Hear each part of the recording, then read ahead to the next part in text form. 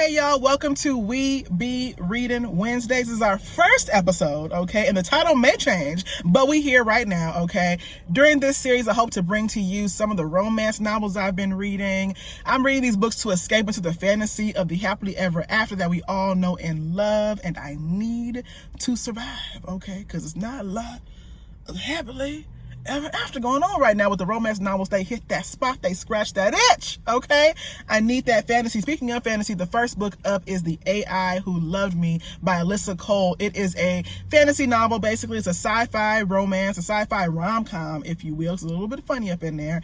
I went ahead and I did the audiobook version on Audible. It's an Audible original, starring Regina Hall as the main character, Trinity Jordan, and Theodore Chin as Li Wei. Regina Hall, we all know and love. She's hilarious in almost everything she does. When she breathes, she's funny. And Theodore Chin, you may know from other video games, other television shows where he's a voice actor and also a physical actor on the screen too. So really cool to have that. Let's talk a bit about this narration though, having these multiple narrators. So when I first saw this book listed on Audible Originals, I thought it was going to be like an old school radio drama, okay, where we have different characters being voiced by different people the whole way through, maybe a narrator character who kind of comes in and breaks in. Like, I just had this whole vision of it, and it wasn't like that really at all. Instead, as the chapters kind of swap between perspectives of Trinity Jordan, Regina Hall's characters, and Li Wei, Theodore Chin's character, we bounce between their just two voices reading both characters every time.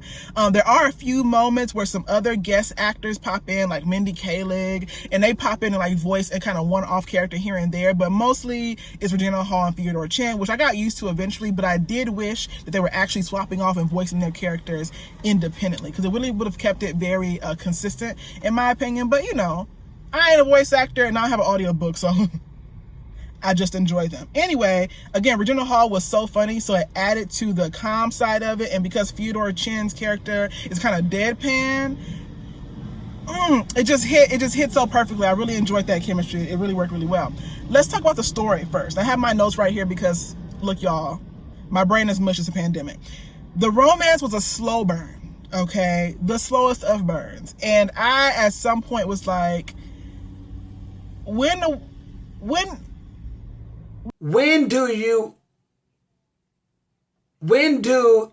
it becomes, when do we get to see y'all in love? Because for right now, I don't know what y'all are in this book. It took a long time. The book is only about 125 pages, so you ain't got long to go. You know what I'm saying? 5-hour audiobook, let's go. Y'all not in love yet. What's going on? But there's a reason why it's a slow burn, so I understand. The dramatic irony though was killing me. It's like we know what the characters are thinking about in different scenarios, so we see that they like each other, like usual in a romance novel, but it becomes like low-key infuriating, just to be honest. And now maybe that's because I was invested. I don't know.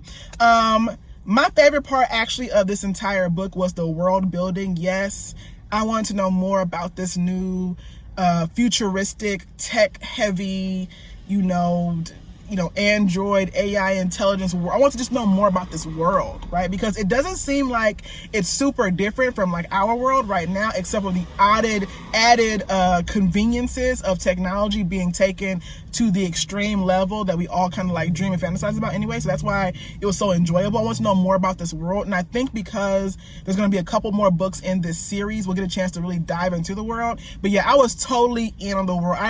The romance took a back seat a little bit for me when it came to the universe they were living in. So because I was so invested in the world building and the romance kind of took a back seat, it felt like when the romance started ramping up, I just had so many questions. I had so many things I wanted to know. Like, the part where the romance really hits its sweet spot, it feels considerably shorter than the rest of the book. And I was like, no, I want to know more. Like, how did this happen?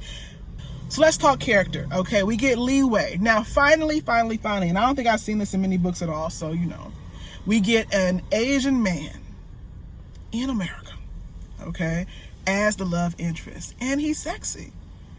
And he's like, he's all the love interesty, heart palpitating things that he's supposed to be in this book, and not just an awkward Asian dude who happens to get the girl. How did he get the girl? What algorithm did he employ? Like, all that nerdy Asian stereotypical shit is out the window. He's just himself. Okay, and Trinity Jordan thinks he's fine. All right, let's talk about Trinity Jordan, our resident awkward black girl in this story. Trinity Jordan, I enjoy her character for her kind of, I won't say aloofness, but like she's oblivious of so many things. She's so innocent. She's just in the world, just like, I'm just trying to make my little matcha and chill and talk to my friends and do my laundry, and I don't really even too much know why you're trying to fall in love with me right now. And I appreciate her not being a love-sick, love-starved character. Also appreciate her not being hypersexualized, even though in Leeway's eyes she is beautiful, things like that.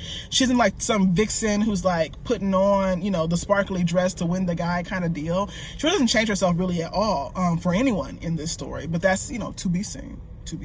So I really appreciate that. I appreciate that a lot. But I will say this, speaking of race, and you know who I am, you know what I do, I talk that good race shit. So here's the deal. Super excited to have two characters of color fall in love in the story. Super excited.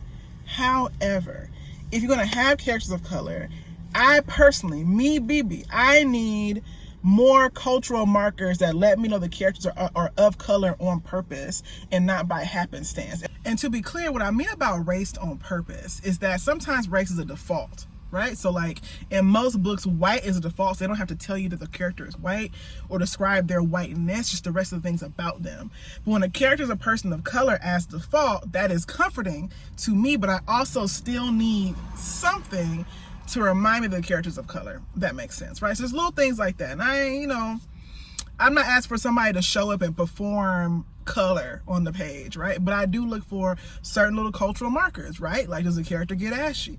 Does she wear a bonnet to bed? You know, what kind of conditioner is she using on her hair? The character has kinky curly hair.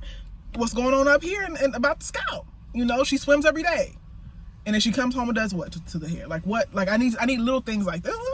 Little things like that. Just little things like that. That's all I'm saying. Just tiny things like that.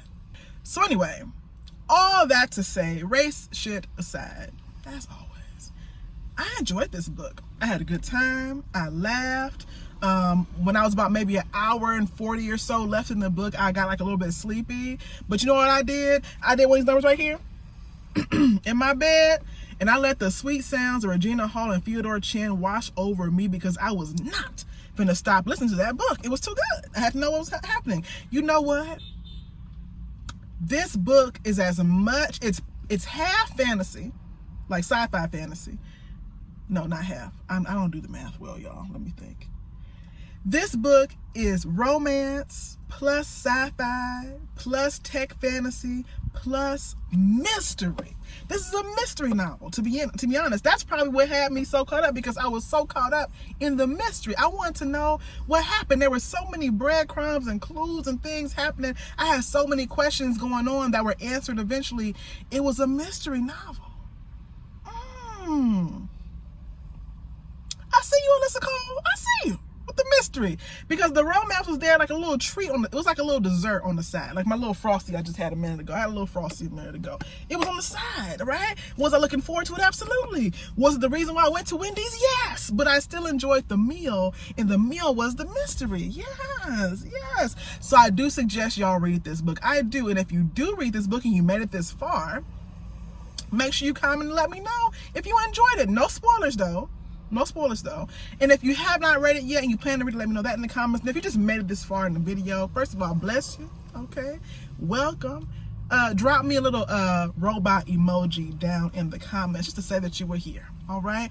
I will see y'all next time with our next book, The Wedding Date by Jasmine Guillory. Let's talk all things AI who love me for right now. Peace.